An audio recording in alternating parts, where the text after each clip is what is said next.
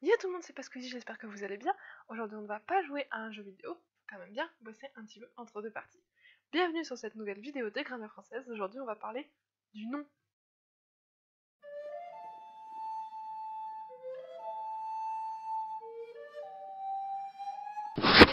Mais si. Enfin bref. Tout d'abord, un nom est une nature de mot.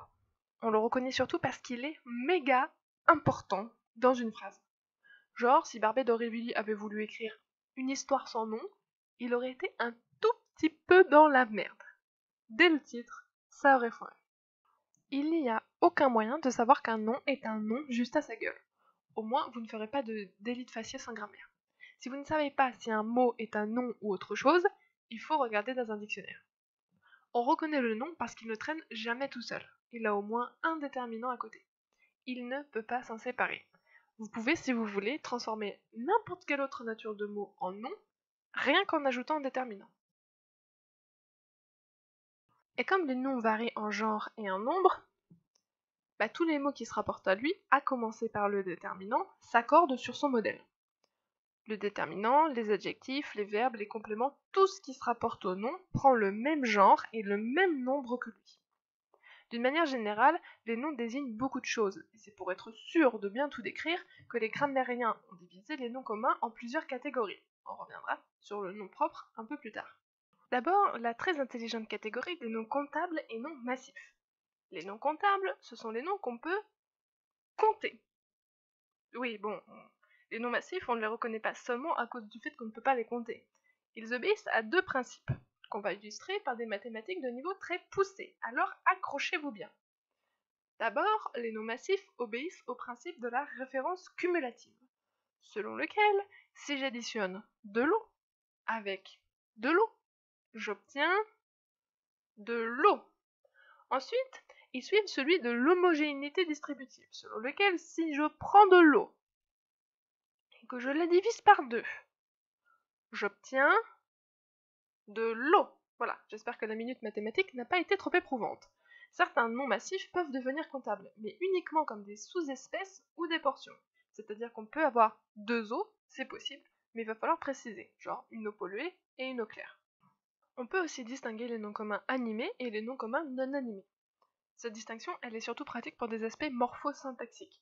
En vrai mot que tout le monde comprend, ça veut dire que quand vous faites une phrase, vous n'utilisez pas les mêmes pronoms pour remplacer un nom commun selon que vous parlez d'une personne ou d'un objet. Quand on pose la question qui est venu hier soir, personne ne répond mon PC parce que ce serait vraiment trop chelou.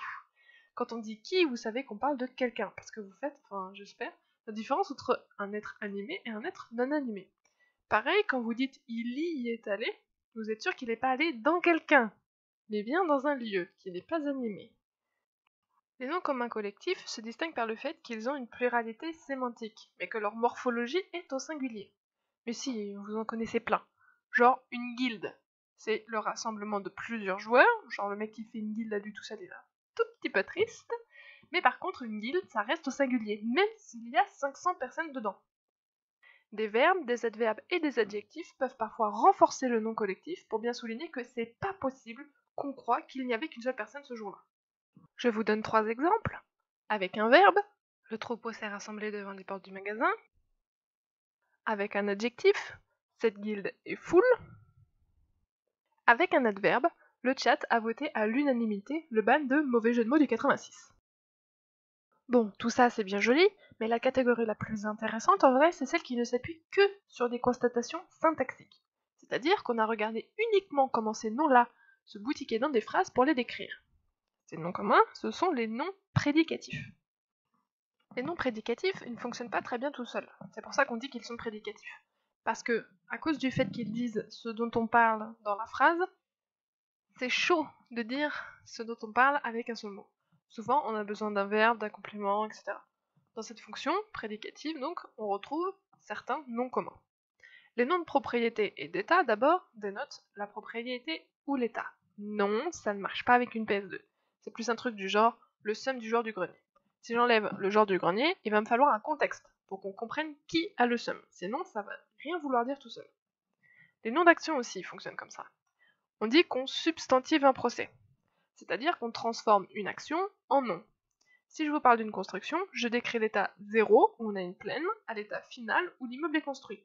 Je ne vais pas vous préciser qu'on a fait couler du béton et qu'on a monté des vitres, parce que ça risque d'être un peu long et très très chiant. Les noms relationnels ont aussi besoin d'être rattachés à quelque chose, sinon ça marche pas. Genre, le maire, à moins qu'il s'appelle Cécile, c'est forcément le maire d'une ville. On les reconnaît aussi parce qu'on peut mettre un complément derrière. Le maire du village, le conducteur du camion. Je peux pas dire l'automobiliste de la voiture. Donc, automobiliste, c'est pas un nom relationnel. Enfin, les noms de parties, ou les noms méronymiques, pour bien signaler que vous avez votre bac et que vous connaissez des mots compliqués à votre auditoire, se réfèrent toujours à un tout. Si je vous parle d'un bras, j'ai pas vraiment besoin de préciser que c'est le bras d'un corps. Pourtant, pour être un bras, il faut bien que ce soit le bras d'un corps. Les deux fonctionnent ensemble, mais on n'a pas toujours besoin, dans ce cas, de préciser à quoi se rattachent les noms de parties. Les noms communs ont un genre, on l'a déjà dit. Celui des objets non animés est arbitraire. Le premier qui me prouve, preuve scientifique à l'appui, qu'une chaise est de sexe féminin, je lui paye un kebab. Le genre des noms communs animés dépend du référent et se manifeste parfois avec des suffixes. Alors, ça a l'air un peu théorique, mais en vrai, vous avez déjà entendu parler au moins une fois du problème de la féminisation des noms.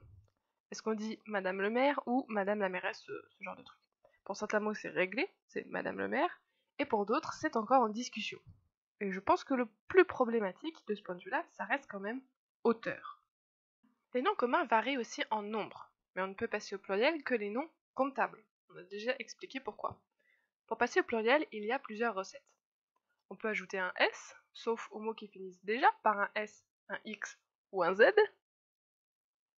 On transforme les halles en O, c'est la règle des chevals qui lisent leurs journaux, ou on ferme les voyelles. Pour ceux qui ne savent pas ce que c'est que de fermer les voyelles, c'est ce que font les gens du nord de la France quand ils disent un tome, et ce que les gens du sud de la France ne font pas quand ils disent une rose. On a donc un os et des os, un bœuf et des bœufs, un œuf et des œufs.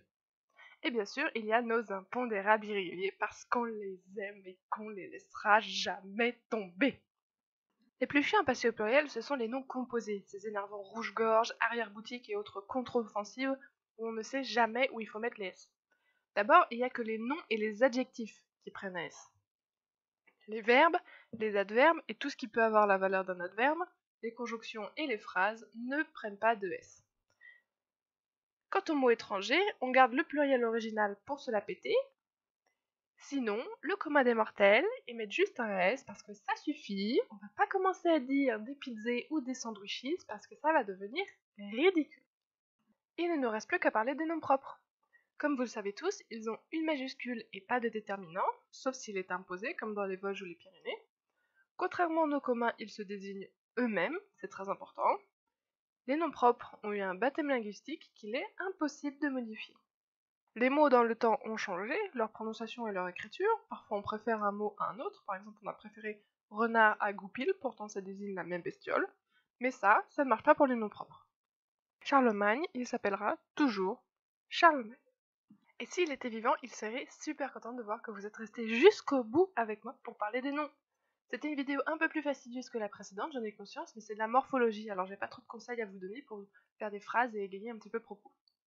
Retenez juste que le nom se reconnaît grâce à son déterminant, et c'est justement de ce gaillard-là dont on va parler dans la prochaine vidéo, parce qu'ils ne vont pas l'un sans l'autre. Comme d'habitude, n'hésitez pas à mettre un pouce en l'air si la vidéo vous a plu, voire même carrément à la partager. Si vous avez des questions ou des remarques, n'hésitez pas à laisser un commentaire, j'adore vous lire, vraiment, je le fais à chaque fois, donc vraiment n'hésitez pas. Merci encore d'avoir regardé cette vidéo jusqu'au bout, et à bientôt pour une nouvelle vidéo sur la grammaire française.